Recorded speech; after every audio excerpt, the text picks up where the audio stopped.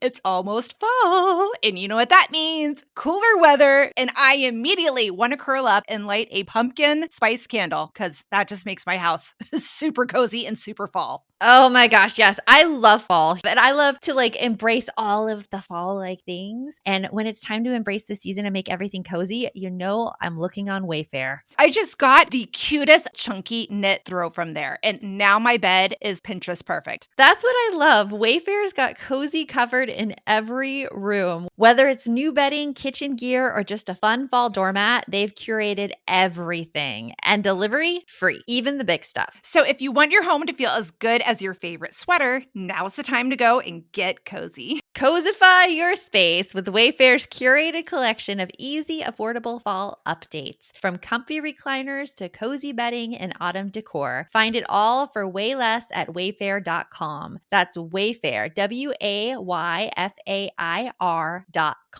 Wayfair, every style, every home. Welcome to the No Guilt Mom podcast. I'm your host, Joanne Crone, here with the brilliant Bree Tucker.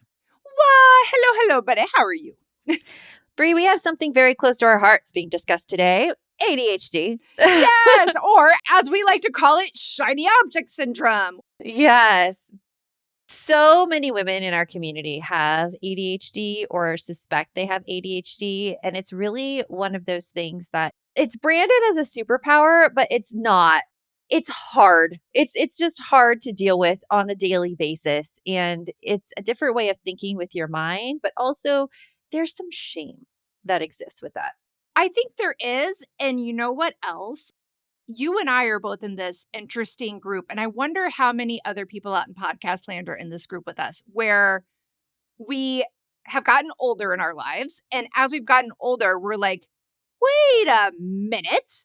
I think I've had ADHD my whole dang life. And no one ever helped me. Yeah.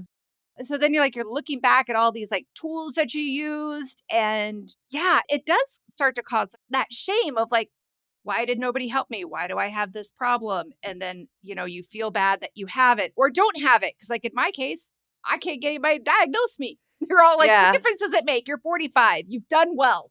It matters to me. It does. And it's like an inner turmoil thing as well. I know a lot of women in their 30s and 40s and 50s are getting diagnosed with ADHD now because it doesn't present outwardly in women, especially because we've learned how to deal with it. We've learned how to mask it. But just because it is not a problem for other people in our lives does not mean it's not a problem for us internally. We're struggling internally. We're going through this shame spiral. And to help us figure all that out is Rebecca Tolbert. She is the founder of the Harmony Experiment, an ADHD coach, and a clinical therapist and writer. She helps women with ADHD build lives that work for them. And she lives in the DC area with her 2-year-old. So with that, let's get on with the show.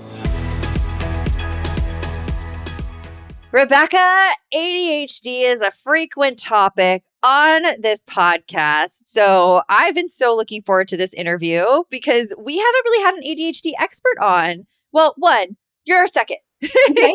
Awesome. I honestly would say it's not even a topic discussed as much on the podcast as I would be it is a thing that is in our lives 24/7. Yeah. Mm-hmm. Yeah. Yeah. So Rebecca, tell us why did you decide to start focusing on ADHD and helping people? Well, I was diagnosed with ADHD. Unlike y'all, like Brie, you were just saying, I can't get anybody to diagnose me. Yeah. I actually got a diagnosis in 2nd grade, which is super rare for girls, especially ones that are not particularly hyperactive. I was more the distracted type. But I have a family history. And so that was helpful in childhood, and they gave me a diagnosis. But I still, all the stuff that I know now, nobody knew that back then, right? There's been so much research. There's so much stuff that is available to us that wasn't available when I was a kid. And so I just grew up kind of hating how I was different from everybody and just really ashamed and embarrassed of the things that I'm really bad at. I'm really lopsided. I'm really, really good at some things, and I'm really, really bad at some things. Oh my God, okay, I'm girl. curious. So tell me the differences. Yeah. So I would do really well in school and then just forget to turn in my homework. Right. So I would finish it but I'd forget to turn it in. Or it's I would do long math problems in my head and then forget to change the Write it down. sign from like a plus or a minus, so then I get the whole thing wrong. Mm. And right. And so it's all of these things. One of the things about ADHD that is so difficult is the gap, right? It's the Oh. gap between what you know you're capable of and what you actually accomplish. Mhm. Mm. I feel like we discuss that gap with Brie every single day. Yeah. She'll admit to it. Okay, I have to admit, when you were talking about the things that you are good and not good at, I immediately went to not good at being on time. That's me. Everything is all or nothing. Yep. If I know I'm definitely one of those people. You got an appointment in 5 minutes, I just sit here and I don't do anything for 5 minutes because otherwise I will think I can do 6 things. And guess who's going to be late? I will still be late if I'm sit there for 5 minutes Oh, and really? stare at the clock. Like I'll still be late sometimes. That's hard. I figured out a way around that. And I think like what we're describing here is all of our adaptations that we've made to deal with ADHD. Because I was just talking about how there's this mode on my iPhone that's reduce interruptions, but I didn't like it because it took away my Google Calendar notification. Because here's what I do with that.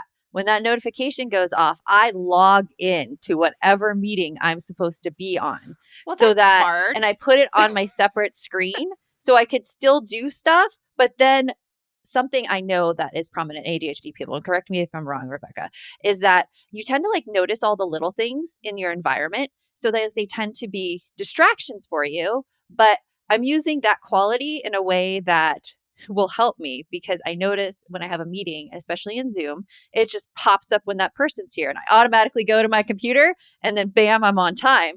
So being late is a really, really hard thing. So do you know why that is? Tell me. No, tell us. So, oh man, y'all, I didn't even answer your first question. This interview is going to be all over. It's okay. It's an love ADHD interview. I'm going to abandon some structure here because I think the people who are listening to this have it themselves and will go with us. Yeah. They'll flow with it. They won't get, as Yeah. Joanne has been told, whiplash from changing topics, right? Yes, that's what my dad accused me of all the time. I give people whiplash. I can follow you. I Yeah. don't see the problem.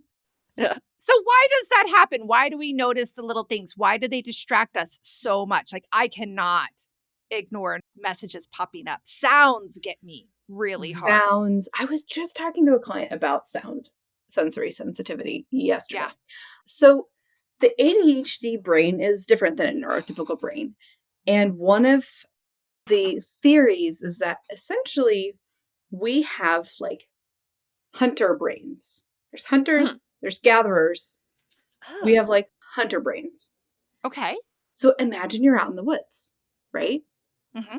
You're absorbing all of the information because that's actually really adaptive for someone who's hunting. Because It's you're true. like, oh, little twig snapped over there. Let me look over there. Yeah. Okay, there's like this, there's that, there's this. There's a really huge benefit to having a brain that does not know how to choose what stimuli is important and what is not important. Oh my God, that's so my problem.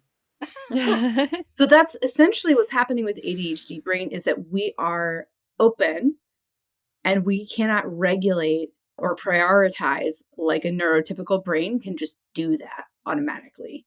So our brain's just kind of like taking everything in all the time. And then it's like, well, my brain can't decide like what is important sensory information and what is not. So I'm just taking it all in. Doesn't know what to, yeah. Yeah, you guys are both like, yeah. Yeah. Yeah. I think of it when I was a teacher and I could keep a pretty controlled classroom because if somebody's doing something out of the norm, I will catch it right away and I will be like, hey, let's talk about this. But the way it hurt me was I would take small groups back to the back corner. And in small groups, you're supposed to be focused on that group, helping them learn. Every single little thing that was happening in that classroom would draw my attention away from that small group. And as a result, I had a lot of shame that I couldn't stay focused during that I wasn't a good teacher during that I like was doing something wrong because of that. And I think a lot of people get into situations like that who have ADHD with the shame and it comes in. Yeah. Yeah. Do you see that a lot, Rebecca? I would think you do. I absolutely do. And I think there's a couple of reasons. why we are particularly prone to, one, experiencing this kind of shame in the first place, and then two, getting like sucked into it and like we can't get out. Oh my gosh. And I so want to hear about that right after this. It's almost fall, and you know what that means. Cooler weather, and I immediately want to curl up and light a pumpkin spice candle because that just makes my house super cozy and super fall. Oh my gosh, yes. I love fall, but I love to like embrace all of the fall like things. And when it's time to embrace the season and make everything cozy, you know I'm looking on Wayfair. I just got the cutest chunky knit throw from there, and now my bed is Pinterest perfect. That's what I love. Wayfair's got cozy covered in every room. Whether it's new bedding, kitchen gear, or just a fun fall doormat, they've curated everything. And delivery free, even the big stuff. So if you want your home to feel as good as your favorite sweater, now's the time to go and get cozy. Cozify your space with Wayfair's curated collection of easy, affordable fall updates. From comfy recliners to cozy bedding and autumn decor. Find it all for way less at wayfair.com. That's Wayfair, WAYFAIR.com. Wayfair, every style, every home. Long gone are the days of waiting to be seen in a doctor's office only to have that awkward conversation with your healthcare provider. Wisp gives you access to sexual and reproductive healthcare from the comfort of your home. Get treatment for BV, yeast infections, UTIs, and much more delivered directly to your home or ready for pickup at your local pharmacy in less than 3 hours. The best part? Wisp is discreet, convenient, and you don't need medical insurance to receive care or prescription medication. Visit us today at hellowisp.com. Okay, let's talk about money. Bree, do you know exactly how many financial accounts you have? I have like 3 401ks. I sure don't. But I hope it's doing what it's supposed to. I just don't have time to figure out where it all is. Yeah, and that's the thing. When you've got money coming in from all of these multiple places, it's so easy to assume that things are fine, but that's how we leave money on the table. Yeah, and I got to tell you, Monarch Money has been a game changer to help me with that. It pulls everything. I can connect it to my bank accounts, credit cards, investment accounts, and it turns it all into this really easy to read dashboard. Yeah, what's really cool is it doesn't just show you the numbers, it tells you what's happening with your money. Like you may discover that you're not saving nearly as much as you thought. Yep, Monarch gives me that big picture view so nothing slips through the cracks. So if you're trying to save more, invest smarter, or just stop stressing over money, don't let financial opportunities slip through the cracks. Use code NOGUILT at monarchmoney.com in your browser for half off your first year. That's 50% off your first year at monarchmoney.com with code NOGUILT. So Rebecca, before the break, we were talking about how that shame happens. So tell us more about that. Yeah. So I was saying that there's like a couple of reasons why we're more likely to experience it and why we're more likely to get stuck in it. So let me start with the experiencing it in the first place. Yeah. I want to like nerd out and go really deep, but I don't know if that's actually helpful to the listeners. We can ask Go all the for it. questions and like see if it's too much. We will. Great. We're good at that. We love nerding out. Tell us the science behind all this. We're going to start with your flyby overview of your stress responses in your nervous system. Okay? Let's go. So let's say you're that hunter-gatherer. You're out there in the woods and you're picking gooseberries, the Paleolithic form of blueberries, right? You're out here, you got little purple fingers, and you hear this noise. You look up and there's a dire wolf and it's there and it's going to attack you. And your body, your brain-body system will respond in one of 3 ways. You're either going to fight this thing, you're going to run away from this thing, or you're going to, nice wolf, everything's fine, it's okay. You're going to try to appease it and calm it. So we call these your basic stress responses: fight, flight, and fawn. Mm-hmm. Okay. If none of those work, you shut down, because if you're about to die, it's better to shut down than to be completely online and active. So then you go into freeze. And what you experience in freeze is like a numbed out sensation. You feel floaty and like disconnected. Might feel like you're watching yourself from above. There's this sense of like existential dread. Mm-hmm. And check. yeah, right? And this feeling of like, I kind of feel like I'm dead, or I wish that I were. That's deep and morbid. Yes. Okay. But it's like a pretty intense, but also like weird, disconnected feeling. It feels horrible. Yeah. But it's an adaptive response that your body has when you're stressed. And if you can't get away from this thing and you can't fight this thing and you like fail at navigating this stress, your body, in order to like protect you, goes into freeze. Mm-hmm. Okay. All right. So that's some context of what's happening in your brain body system. Right. So, shame. Mm-hmm. Shame is a very disconnected, I am bad, I am a failure feeling. Mm-hmm. If my thought is I am a failure and I have a Paleolithic nervous system, I am a failure means I'm about to die. Oh, because it's like right? You can't fight, you can't fawn, you can't flee. You're basically in there in place. Yeah. And so if I'm a failure, if I'm inherently the worst, right? Like that's what I hear people say. That's that internal voice. Yes. Yeah. I'm the worst person ever. I have heard that so many times. I suck at everything. I am bad at everything. I am such a failure. Everybody else is better than me at everything. I am the worst, right? Like that's sometimes inside my head, honestly, Rebecca. So I was going to say, anyone who says they have never experienced that thought is a liar. I would know some people don't. They don't experience it. Like, I don't think my husband experiences it. No. Never in his life. No. Okay, he and I are going to have some talks next time we hang out. Yeah, he doesn't go there, he says. Wow. But yeah. Well, good for him. No, good for him. Good. I mean, and I don't think other people like it's interesting. It is really interesting. But yeah, tell us more. That's kind of everything that's going on, right? Like in your brain body system. And you get into this like freeze state and you're just kind of like, and then you feel like, oh my gosh, the world isn't real. Like I feel like disconnected and weird. And all I can do is keep spiral thinking about like how I'm so garbage. Check. Yeah.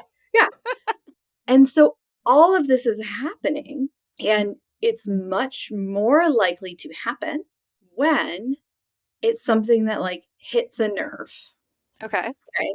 So for example, we talked about earlier being late all the time. Mm-hmm. I was late every single time I drove myself to school when I was in high school. Every time it was my responsibility to get to school, I was like at least 15 minutes late. Just plain never not that, right? And I would get into these like huge like shame spiral, freeze, disconnect things literally every time I was getting in the car and trying to go somewhere, because I was like, oh my gosh, I'm like the worst person ever. Why can't I get this together? What's wrong with me? Like I'm such an idiot. I should be able to do this, but I can't. And like all of that stuff, right? And when you have ADHD, there are certain things that you're expected to be able to do. And folks with ADHD, I would have to like look up this stat, but it's something like 7 times more negative feedback than neurotypical peers. That is interesting. I'm just looking back at my like childhood and everything, and like you, I was a distracted type, but my sister had been diagnosed with ADHD. My dad was diagnosed with ADHD.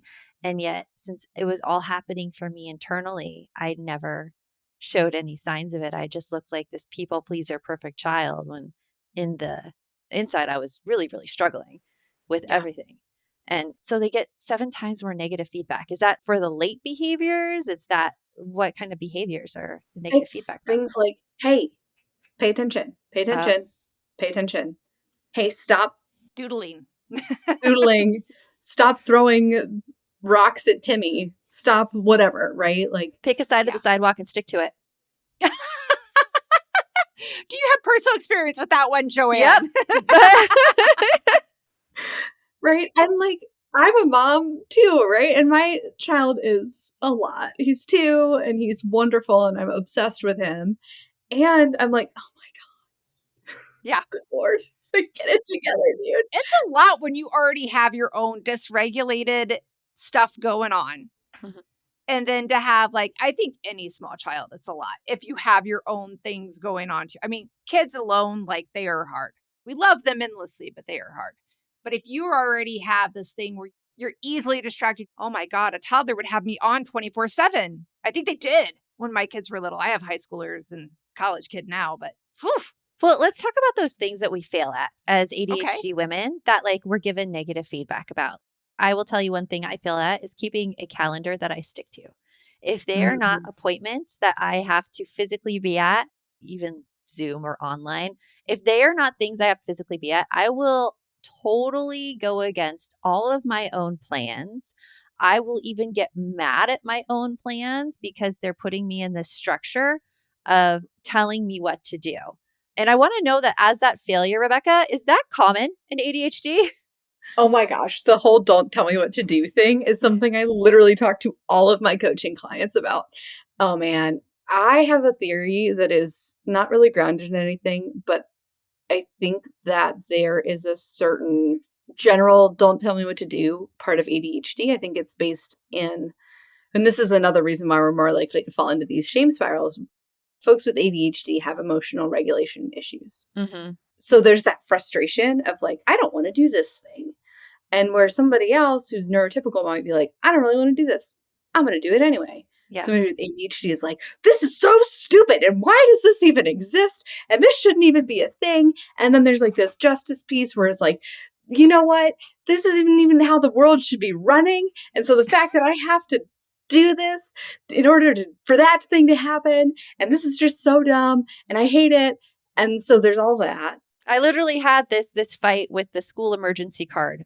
The emails to keep, I do it every year. I did it this year too. I had to get like 10 emails about this emergency card needing to be updated before I would do it because I thought it was a stupid use of my time. I was like, they already have this information. Nothing has changed. This thing takes me like, look at me. This thing takes me 10 minutes to do.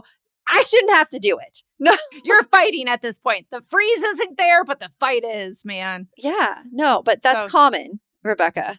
Oh, yeah. I love how it starts with like, you have this task that you don't want to do, right? Like, I don't want to clean my bathroom, right? I just don't want to. I hate it. It takes forever, whatever. By the end of the shame spiral and by the end of the spiral thinking, I've already figured out how to solve world hunger.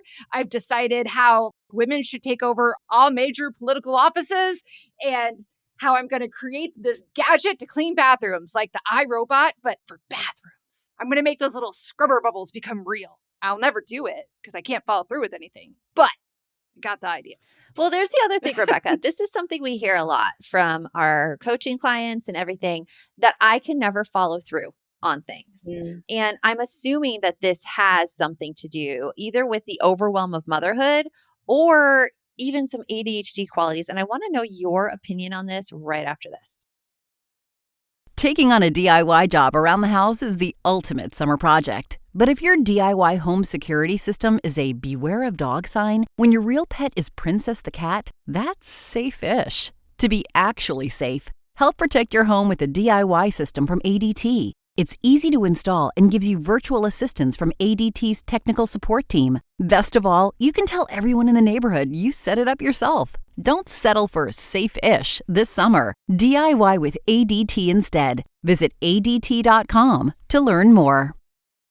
This episode is brought to you by Progressive Insurance. Fiscally responsible, financial geniuses, monetary magicians. These are things people say about drivers who switch their car insurance to Progressive and save hundreds. Visit Progressive.com to see if you could save. Progressive Casualty Insurance Company and Affiliates. Potential savings will vary. Not available in all states or situations. This episode is brought to you by Marshalls, where you never have to compromise between quality and price. The buyers at Marshalls hustle hard, working to bring you great deals on brand name and designer pieces. Because Marshalls believes everyone deserves access to the good stuff. Visit a Marshalls store near you or shop online at marshalls.com. Something we hear a lot from our members in our balance community, Rebecca, is I can't follow through. And it's something that I hear from a lot of women. Is that an overwhelm quality? Do you see that more in women with ADHD? Like, what's your interpretation of this? So we talked about the whole nervous system stuff, right? When your nervous system is activated, it takes energy from the front part of your brain and puts more energy towards the back part of your brain. Back part of your brain is where you've got your basic breathing, heart rate, sweat glands, stomach function, like all that stuff is back there. The front part of your brain is used for things like follow through and organization and language, which is why you can't get your words out when you're mad. Hi, me. And, Yes. Check. Yep.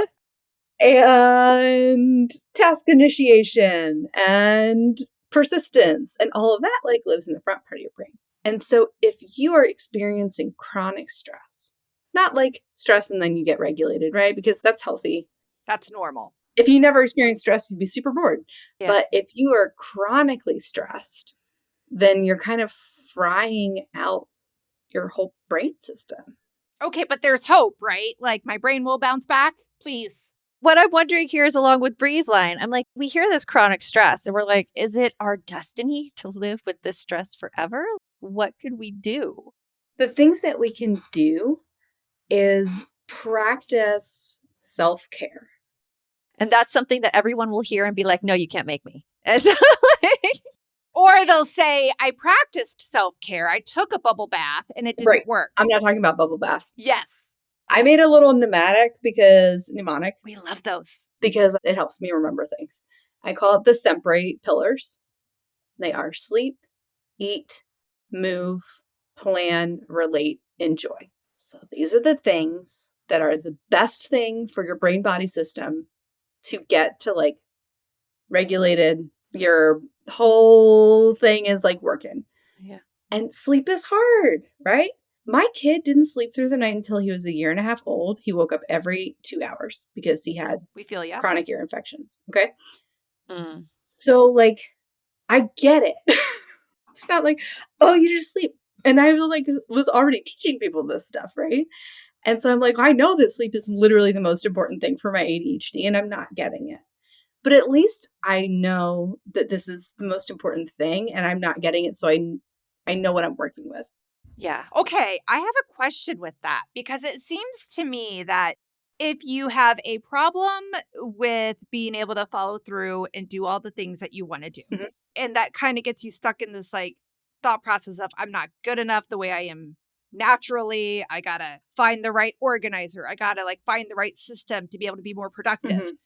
It seems like the first thing many people jump to is, well, I just got to stay up longer. I just need more productivity time. I got to grind. Okay, I was going to say, like, so if we immediately default, which I think most of us do, to trying to be more productive, what I'm hearing you say is that's exactly counterproductive to giving ourselves the care that our individual bodies need with this new wiring that we have. Yeah, because of the way that we're wired. And this is anybody, not just somebody with ADHD. If you have ADHD, you're more sensitive to this kind of thing. You're more likely to get into a chronic stress mode. But everybody is in chronic stress a lot of the time. It's really learning how to prioritize these things and say, okay, like sleep is really important. Eating protein in the morning before I like dive into my day is really important. It's going to help my brain function better for the rest of the day. Getting some movement in, that's fun. Movement that you like. Not movement that you dread all day doing and then you're like, I should go do this and then are mad when you have to go do it. Not that movement. The movement that's fun. Got it. No, got it. Yeah, Joanne, I've heard you say that so much about movement that we need to make it fun. You need to make it fun. Make it fun. Or else it's like, oh, cool, I'm running away from a tiger that's trying to eat me. Not like, I'm dancing. Right? I'll try that. Maybe that'll get me to start running. What are you doing, Brie? I'm being chased by a tiger. Hold on. Then it's a stress thing. And it's not a regulation thing. And so if you hate the movement you're doing and you dread doing it all day, that's actually like increasing your chronic stress levels. We're trying to decrease them. it also like bears like a little thing because I want to know what you think about this one. I just recently started mountain biking. I am serving as a coach for my son's mountain biking team. Every single practice I have dreaded, but it's not because I hate the mountain biking. It's because of this inner shame spiral that I couldn't keep up with everyone. I was going to slow them down.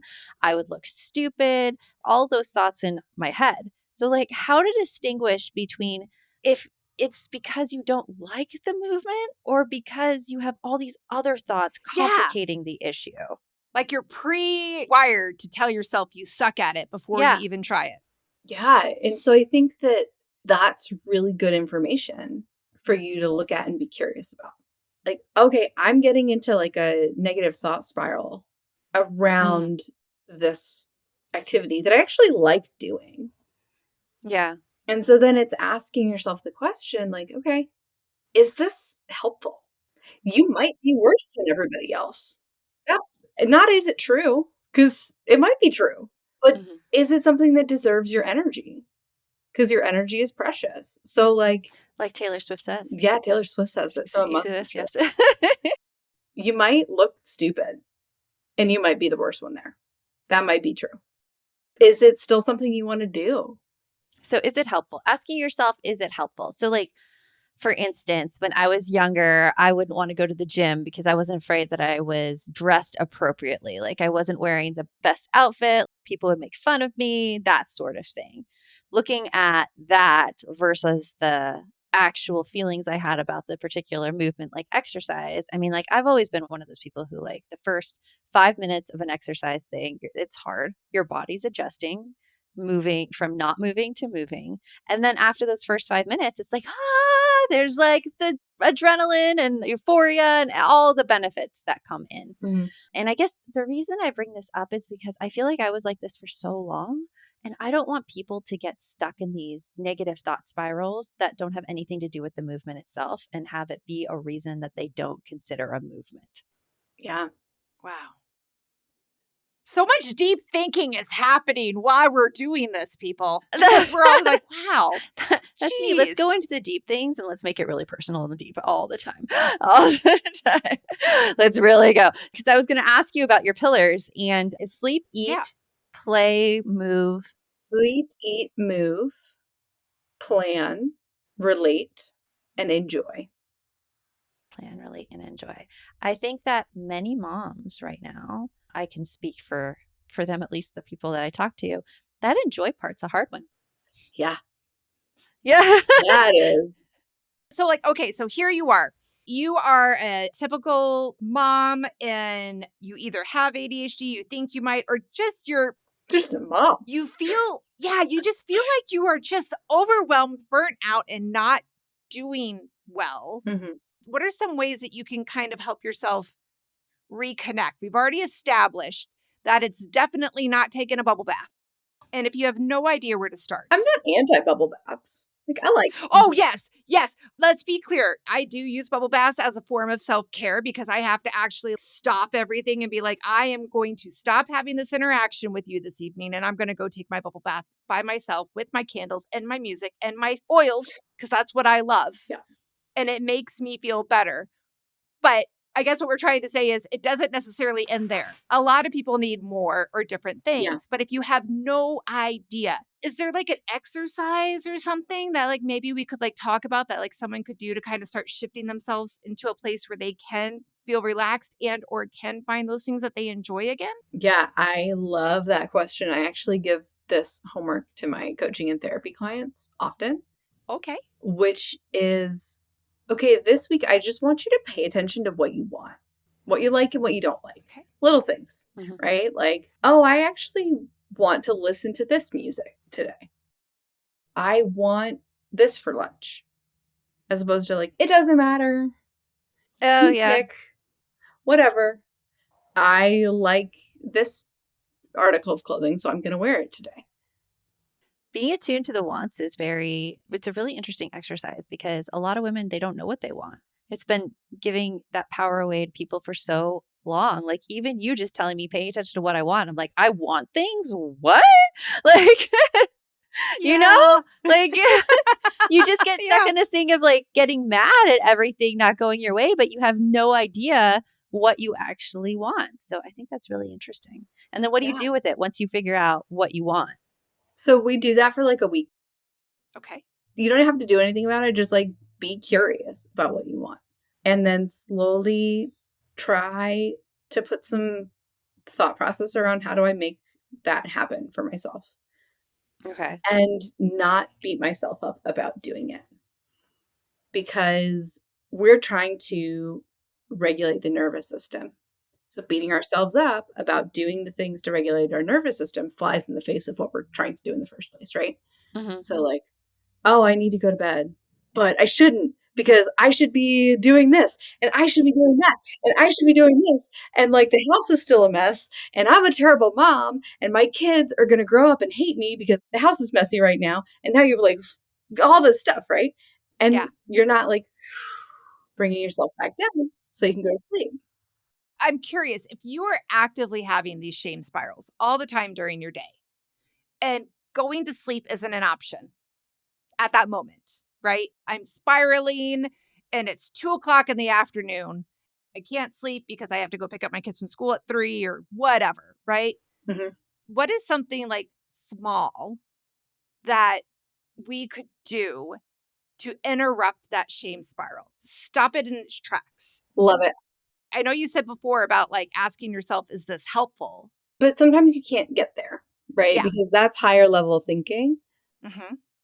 And sometimes we need to interrupt it before we can do the higher level thinking because we're in our brainstem as opposed to our prefrontal cortex. And that's where the higher level thinking lives, right? Yeah. So, what I have people do, I call this, again, I love little names and things. I call this like the 3S protocol, right? So, what you're going to do, you notice, okay, I'm like kind of spiraling out and I feel like I'm the worst person ever and everything is terrible. You engage your physical senses, okay? So you can quiet yourself and listen for 3 different sounds. Or you can touch and notice the texture of your shirt, right? So touch. I have like lotion right here. You can like smell something. Ooh. It's like a citrus kind of scent, Okay. right? So you engage, first one is sense, one of your 5 senses, and be very present with what that sensory experience is. The next one is safety. So you do a safety check. I'm looking around. My attic is in the office and it's messy up here, but there's nothing in this attic that can hurt me. I am physically safe in this moment. And so you scan the environment and you're like, okay, I'm physically safe. So sense, safety check. And the third one is sigh. So any type of breathing exercise is helpful here. I like to do something called the physiological sigh, which is sounds like you just finished crying, right?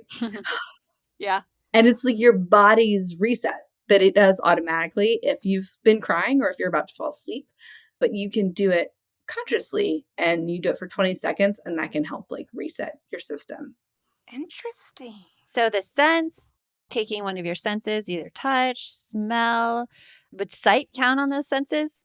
Yeah. So if I'm doing sight, I'll be like, pick a color and I'll look for like 3 blue things.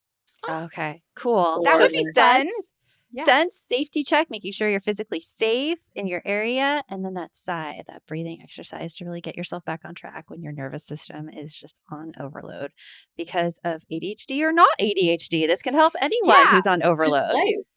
Yeah. Absolutely. So this is amazing. Rebecca, can you tell us something that you are looking forward to? We like to end every podcast episode this way. I'm excited about the book that I'm writing, which has all this material in it. I'm really excited. I'm starting to do these mini retreats for ADHD women where they come and they spend either a half day or full day with me and we like deep dive into coping strategies, all this kind of, I'm super excited about it. And I just started doing those and I like cannot wait to do more of them. I'm really excited. That is really exciting. That is really exciting. Well, Rebecca, thank you so much for coming on, sharing with us today all of the strategies we can use, how we can put self-care into our lives, why we might be experiencing the things we are experiencing. And to everybody out there in podcast land, all of our Lolas, remember, the best mom's a happy mom. Take care of you. We'll talk to you later. Thanks for stopping by. If you'd like to support the show further, you can share episodes with your loved ones, leave a positive review, or follow us on social media at No Guilt Mom. You can also show your love by visiting our amazing podcast sponsors. We have a link in the show notes.